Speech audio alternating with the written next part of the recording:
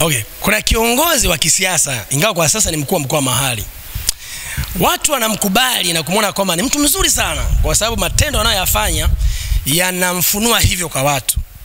Yaani ni kiongozi wa kisiasa lakini kwa sasa tunavyoongea ni mkuu wa mkoa mahali. Anafanya matendo fulani kwenye jamii ambayo yanamtafsiri kama ni mtu mzuri, mtu mwema. Watu wanamsifia na kumkubali sana. Na kwa sababu ya watu kumkubali kwa matendo anayoyafanya, anajihakikishia kwamba ana uwezo wa kugombea ubunge akapata, lakini lengo lake anatafuta uwaziri.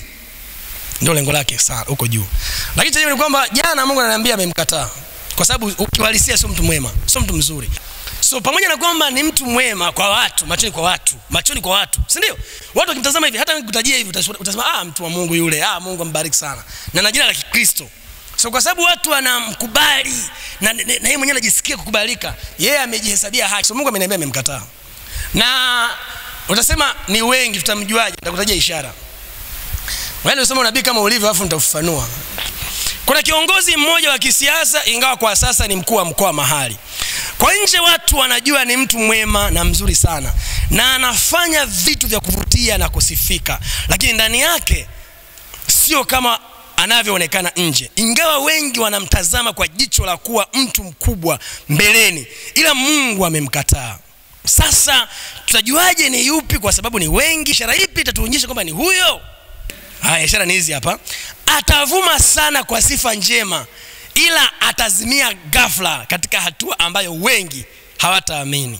Na ishara nyingine ni kutofautiana na bosi wake mpaka kuhamishwa alipo kwa sasa, au kuto kuteuliwa kabisa, au yeye mwenyewe kutoka akijua anaendea ndoto ya uwaziri kupitia ubunge, kumbe ndio kufa kwake kisiasa.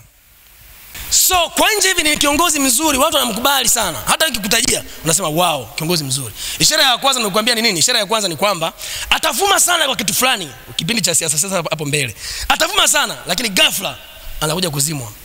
Ishara ya kwanza. Ishara ya pili, bosi wake mwenyewe anaweza kumhamisha pale alipo, afu asimteue tena.